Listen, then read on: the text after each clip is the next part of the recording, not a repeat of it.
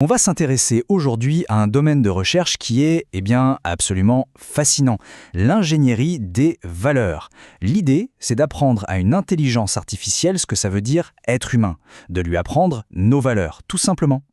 Et ça, c'est la grande question qui est au cœur de tout. L'IA, on le sait, elle devient de plus en plus intelligente, c'est un fait. Mais, est-ce qu'elle devient plus sage? Une machine peut battre le champion du monde aux échecs, ok, mais est-ce qu'elle peut comprendre ce qui est juste, ce qui est bien? C'est tout le problème. Et là, attention, ça devient vraiment crucial. Parce que l'IA, aujourd'hui, elle ne fait pas que trier nos photos de vacances. Elle aide à poser des diagnostics médicaux, elle participe à des décisions politiques qui nous touchent tous. Son rôle est de plus en plus grand, et ça demande une compréhension qui va bien au-delà de la simple logique, bien au-delà des chiffres. C'est justement là qu'intervient ce qu'on appelle l'ingénierie des valeurs. La mission, elle est super claire. Il s'agit de construire des IA qui ne sont pas juste des calculateurs surpuissants. L'objectif, c'est d'en faire des partenaires, des systèmes qui comprennent et qui agissent en accord avec nos principes les plus importants. Ok, mais alors par où on commence? Par l'étape la plus dure, évidemment. Comment on fait pour enseigner quelque chose d'aussi humain, d'aussi complexe que nos valeurs? Pensez-y une seconde. Comment on traduit la compassion, l'équité, la loyauté en ligne de code? C'est un casse-tête monumental. C'est ça le défi de l'identification des valeurs. Alors, pour s'attaquer à ce problème, les chercheurs ne partent pas d'une page blanche, heureusement. Ils s'appuient en fait sur des décennies de travaux en sciences sociales qui ont déjà commencé à dessiner une sorte de carte du monde des valeurs humaines. Et ces cartes, c'est un peu comme un GPS pour comprendre les cultures. Elles montrent comment des sociétés entières s'organisent autour de grands axes, de grandes tensions. Par exemple, la tension entre les valeurs de survie et les valeurs d'expression personnelle, ou entre la tradition et l'ouverture au changement. Pour une IA, c'est une grille de lecture géniale. Ça lui permet de situer un discours, une décision, et de commencer à comprendre quelles sont les valeurs qui se cachent derrière. Bon, une carte, c'est bien, mais ça reste théorique. Pour que ça devienne concret, l'IA a besoin de voir ces valeurs en action dans la vraie vie. Et c'est là qu'on va regarder 2 études de cas, franchement fascinantes. Premier cas, et accrochez-vous bien, l'idée c'est de créer le jumeau numérique de toute une société.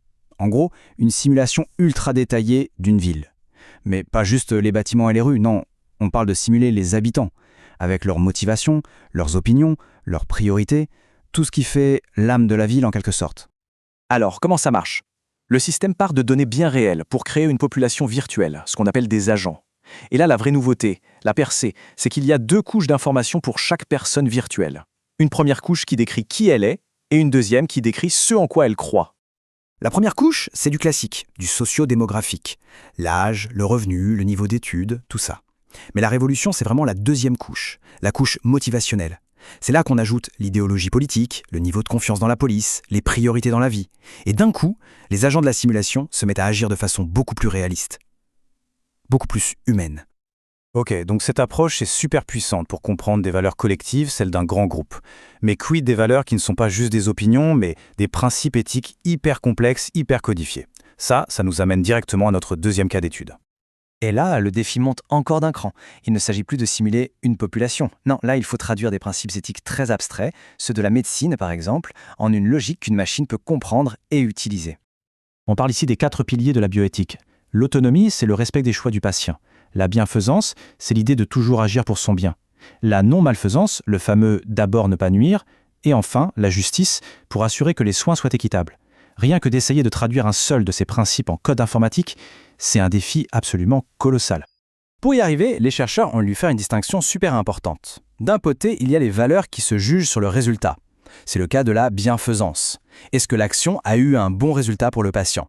Et de l'autre, il y a les valeurs qui se jugent sur l'action elle-même, peu importe la suite. C'est le cas de l'autonomie. Est-ce qu'on a respecté la volonté du patient? Point. Le résultat, c'est une autre histoire. Et la méthode pour décoder ça est vraiment ingénieuse. D'abord, les chercheurs créent des tas de scénarios médicaux fictifs avec des dilemmes éthiques. Ensuite, ils présentent ces cas à des centaines de professionnels de la santé et leur demandent d'évaluer chaque situation, à quel point le principe d'autonomie a été respecté et celui de bienfaisance, et à la fin, en moulinant toutes ces réponses, l'IA arrive à trouver une fonction mathématique, une sorte de formule qui représente la compréhension commune de ce principe éthique. C'est brillant. Alors au fond, pourquoi est-ce que tout ça est si important? À quoi ça sert? Tout ce travail, c'est ni plus ni moins que de poser les fondations d'un avenir où l'on pourra vraiment faire équipe avec l'IA, en toute confiance. Et attention, on n'est pas dans la science-fiction là. C'est une étape absolument indispensable si on veut que ces systèmes d'IA soient un jour acceptés et vraiment utiles dans les secteurs les plus critiques de nos sociétés. Je pense à la santé, bien sûr, mais aussi à la justice, à l'éducation. Imaginez un peu les applications concrètes. Une IA médicale qui ne se contente pas de détecter une tumeur sur un scanner, mais qui comprend l'importance cruciale de l'autonomie du patient dans la décision du traitement. Ou bien un assistant IA pour les politiques publiques, capable non seulement de modéliser l'impact d'une nouvelle loi sur la société, mais aussi, et c'est ça la clé, d'expliquer son raisonnement en se basant sur nos propres valeurs. C'est vraiment ça l'ambition de tout ce domaine de recherche. C'est de réussir à construire un pont entre le monde abstrait, nuancé de nos valeurs humaines et la logique froide, concrète du calcul informatique. Faire en sorte que ces deux langages puissent enfin se parler. Parce qu'au final, l'objectif, ce n'est pas de créer une IA qui va penser à notre place. Absolument pas. L'objectif, c'est de développer une IA qui peut penser avec nous. En lui apprenant ce qui compte pour nous, on en fait un partenaire potentiel pour s'attaquer aux plus grands défis de notre époque. Ce qui nous laisse avec la prochaine et peut-être la plus grande des questions.